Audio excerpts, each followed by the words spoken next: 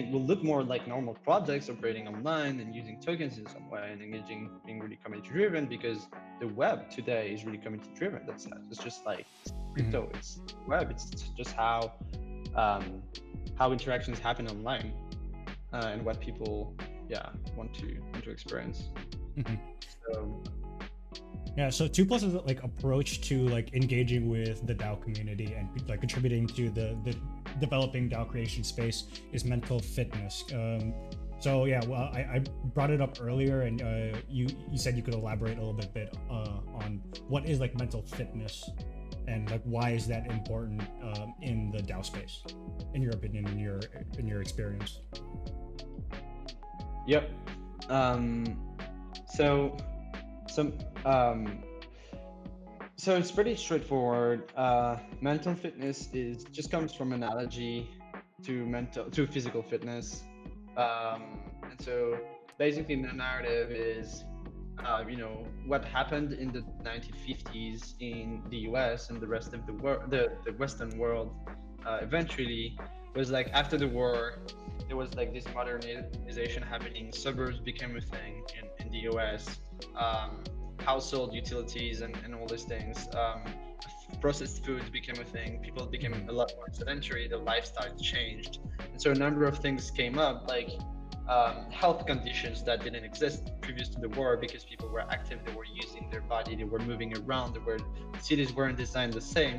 Like a Mhm. lot of things happen, and so basically, kind of like created this health crisis in the U.S.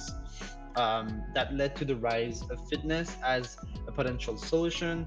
And so, whether it has fulfilled its mission is not entirely the case, but it's partly the case as well. And fitness has been appended to, kind of like the mainstream culture, let's say, for different ways, and people do different things with it now.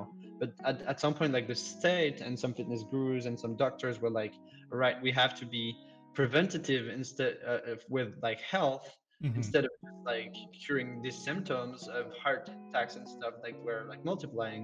So fitness has to be a thing, and it grew in popularity, and there was like a whole culture that's been created around it. And eventually, now it's tied to some kind of like status thing and stuff. I think like what we're seeing now, but how in the past 10 years and even more in the past 5 years, how lives has changed from like, a lot of things have been ported to the digital realm. And as we mentioned yesterday, we are not yet in this like Ready Player One metaverse when we're experiencing like things and tense things and stuff. And it's still very poorly designed. Like basically, our lives have got ahead of both like our technology, their understanding of the technology, and our culture and our ability to cope with like the new way we live. Like the culture hasn't evolved at the same pace in the past 5 years. It Mhm. hasn't coped with the fact that we're now spending like, I don't know, plus 100% of our time browsing Twitter. So that's especially the case for Web3, but for like also a lot for younger generations who are like highly digital native. And so the assumption here is like this change in lifestyle has this time around has led to another type of conditions and problems, like an increase in mental health conditions, Mhm. because our information diet and what we process every day with our brains has changed so much. Oh, Because that's like interesting to think about. this junk food, of notifications and stuff, we don't really provide any essential things like connection. We don't really provide like also downtime. Like people are always on, they don't even know that, and eventually you burn out because never, your world is like this muscle brain contraction. That's what burnout comes from. It's just like exhaustion from, it's like, you're going and working in a factory all day for forever. Your Mhm. back is going to break. That's exactly what happened in factories a while ago, and peasants, and in medieval, and honestly, like this can be gross analogies, but honestly, I see the same in burnout as what the injuries factory workers got, um, because we haven't changed the way, yeah, we take care of ourselves. So the idea with mental fitness is like we need to be preventative. We need to be, if we're using, especially the way it's designed today, if we're using all these tools, if we're spending all this time, and if we know that there's in a way no way around it, and that's a personal choice. I know that in my case, that was like I want to keep building Web3, so there's a Mhm. cost to this. Like, um, so there's both like education about how these tools work and how to use them intentionally, but there's also like how can you train yourself. It's like you've never run in your been jogging in your life, and you're trying to run a marathon the next day. You're going to just like get injured, you're going to get exhausted, you're going to get a Yeah. heart. So the idea here is like you have to provide yourself with a degree or an amount of training. So if you're working like 8 hours a day, dedicate like 5 to 10% of it to, you know, cleaning up your brain from all this mess, having downtimes, journaling, processing your thoughts, meditating if you need to kind of rewire your brain in a correct way instead of like having it rewired by adverse platforms like Twitter, and which like actively, anytime you respond to a notification, your brain remodels, according to this, and then you become more and more addicted. You lose and more focus, and eventually you're just like a slave to to the computer. You become one with the computer in a way, and you cannot sleep well. You cannot. So that's my personal experience. I think we all have different personal experiences with mental health, but that's how it translated for me. And I had like very poor attention, very high anxiety, couldn't prioritize, very poor emotional regulation. So lots of things related to like ADHD type symptoms. And through like understanding, how to breathe correctly, how to also meditate, use the right type of meditation for the specific type regions of my brain, it really changed the basis that I'm operating with. Really, like you're going for a run 20 minutes each day, you're just going to end up feeling that next time you walk up the stairs, it's so easy. And Mhm. I kind of like have this same feeling of, whoa, it's so easy to process, this emotion now. It's so easy to pay attention. It's so easy to pay attention to these people, this person. So, so that's why, like, yeah, finally, like, I think that's why, like, for with mental health, so far we've only had hospitals, so therapy, yeah, actual hospitals, um, and now there's a trend towards like, let's say, more. I don't want to say positive because therapy is awesome and I've been benefiting a lot from it. But like coaching is a new thing, and I think there's going to be a long trend of and self therapy and all these apps and stuff. And basically, what we're seeing is like people try to start to be proactive, and mental fitness is actually about it's not about it's about breaking taboos with mental health, saying like it's so fun to have like great mental health and to feel great in your brain and body and nervous system, whatever it is, Mhm. because yeah, it's just where it all comes from. So that's such a great foundation for your life. And even though you're not really depressed, you can probably benefit from doing some of that, some of exercising, and some intentional living intentionally with your brain and nervous system and body, of course, is linked together. Yeah, it's super interesting to think of it, of like, mental fitness in parallel to like physical fitness as being solutions to problems of success and development, and like accelerate the acceleration of productivity, the improvement of like how we're able to engage with other people in the world, and just like yeah, the fact that like we don't prioritize as much the development of our competency, our literacy, and our ability to digest and process a lot of like the new information. Like, similarly to like food, we're still like learning how to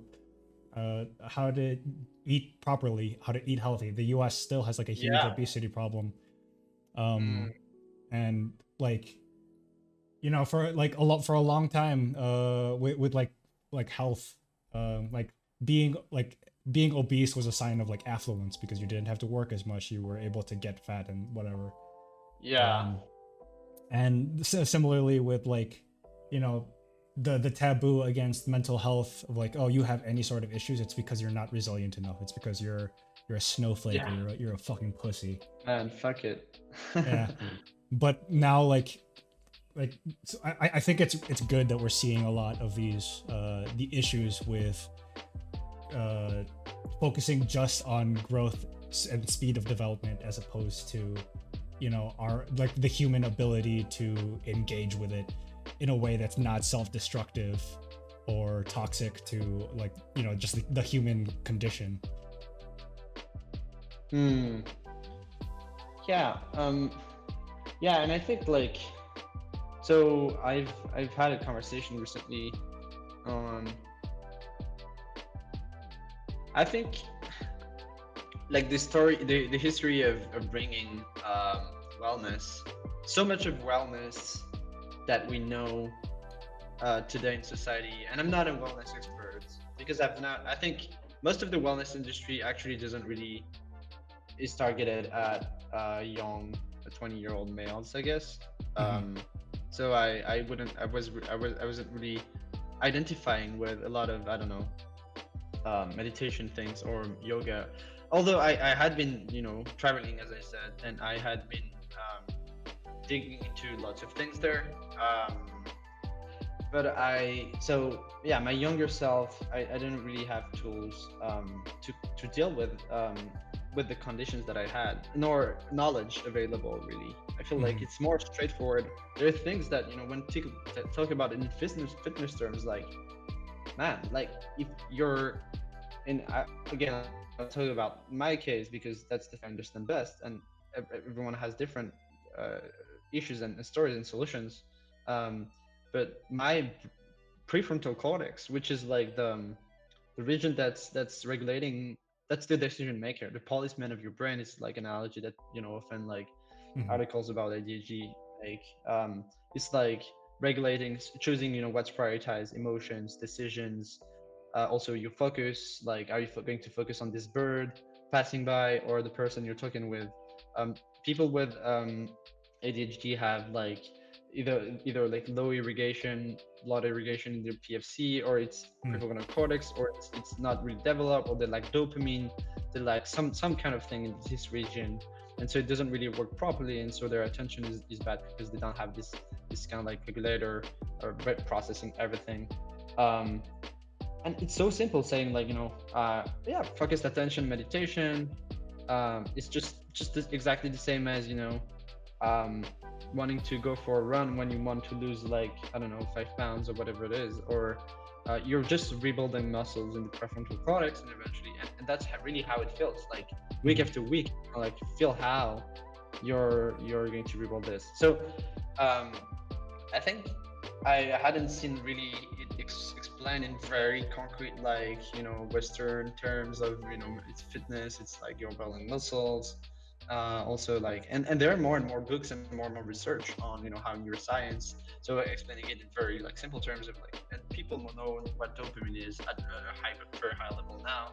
So I think the awareness around our brain, but it's also because brain science really early and we're so ignorant in our culture, we really struggle acknowledging anything that we can't understand, and we don't understand shit. Mm-hmm. And that was a problem for Eastern cultures that, you know, could go and work to with experience and do yoga and do meditation and have these things, and know that it's real, it's true, and they have such a, you know, they're more advanced.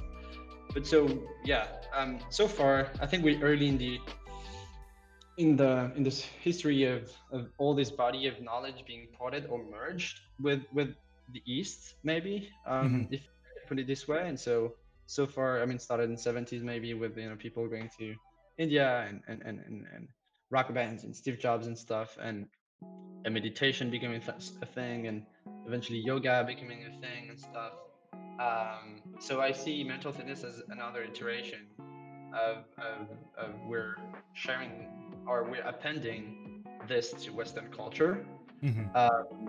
And so this comes at a price of, I mean, you named like, you know, things like, you know, I want to be more mental fit for productivity, so I'll meditate like 10 hours this weekend so I can just like work 12 hours a day because I want to build a company, want to be Elon Musk and stuff, type scenario. Mm-hmm. uh, and yeah, I think this is a problem of Western culture, of just like things that we've been, you know, evolving in for so long. I mean, Western culture is changing, um, and um, and yeah, the intention here is like from the moment people meditate, it seems like there are like insights and experiences that, you know, learning about yourself, being self-aware and stuff that are that you can't really lie your, you know, yourself in the yeah, when you experience like, you know, meditation, how this changes you.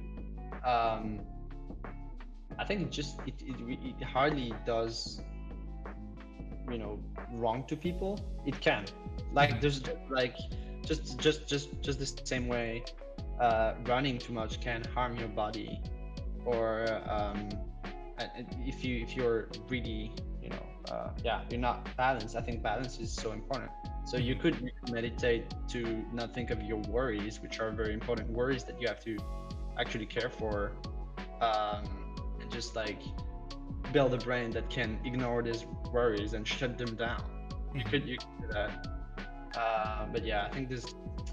So yeah, that's I just kind of wish like milestones with like mental health stuff could work the same way as like, you know, strength training. Like I want to be able to lift. I want to be able to lift this much weight. It'd be great with like mental health. It'd be like, oh yeah, my telekinesis level has gone up this much, so where I can. I want to be able to read these many minds, or I want to be able to pick up stuff with my brain. Yeah, it's going to happen, whether or not. So because there are tools, I mean, there's like all the tech that's being developed that can be much more measurable. So I'm chatting after this podcast with people from the Neuro Meditation Institute based in Oregon, and they're I mean, among many different projects. I mean, they have a very science-based approach, and Jeff Tarrant, the founder of this institution, has